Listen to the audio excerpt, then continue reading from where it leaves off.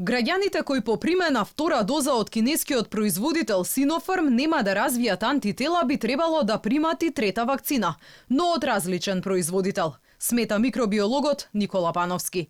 Сепак, доктор Пановски апелира вакцинираните да не брзаат со проверка на нивото на антитела, бидејќи на оваа вакцина е потребно подолго од 2 месеци за да создаде одбранбен механизам. Логично е ако не развиле со 2 дози, дека може да не развијат и од трета доза, зашто да не се даде нека поефикасна вакцина која ќе има веќе бидат достапни на пазарот. Се разбира кај нас кога би имало достапно, веројатно би давале оние што даваат, би ги давале оние вакцини што даваат повисок процент на ефикасност и се надевам дека во иднина ќе биде така. Значи ревакцината неправилно сега кај нас се вика втора доза, може да биде со друга вакцина. Алармот за ефикасноста на Sinopharm го вклучи истражувањето на Институтот за медицински истражувања во Белград, кое покажало дека 20% од ревакцинираните со кинеската вакцина не развиле антитела на корона.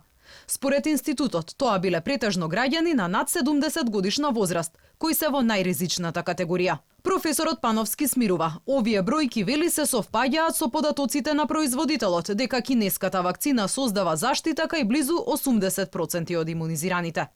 Негде во март беше направено истражување, значи не од производителот, туку од научни установи, и рекоа дека не е толку колку што кажува производителот, ама е приближно и беше негде 76%.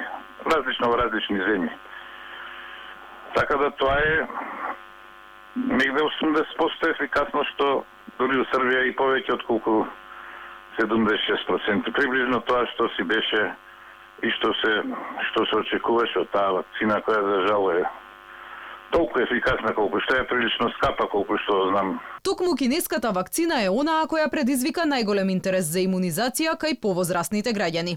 Овој податок со Алфа го споделија доктори што работат на вакциналните пунктови. Велат, повозрастните најмногу и верувале на вакцината Sinopharm, оти таа била произведена по вообичаен и долги години познат принцип на производство на вакцини. Во Македонија досега вакцинирани се 200.000 граѓани, а интерес за имунизација изјавиле близу 400.000. Според најавите на надлежните, во следните десетина дена во земјава треба да пристигнат 100.000 дози од вакцините на Pfizer преку COVAX системот, како и 500.000 вакцини од кинескиот производител Sinovac.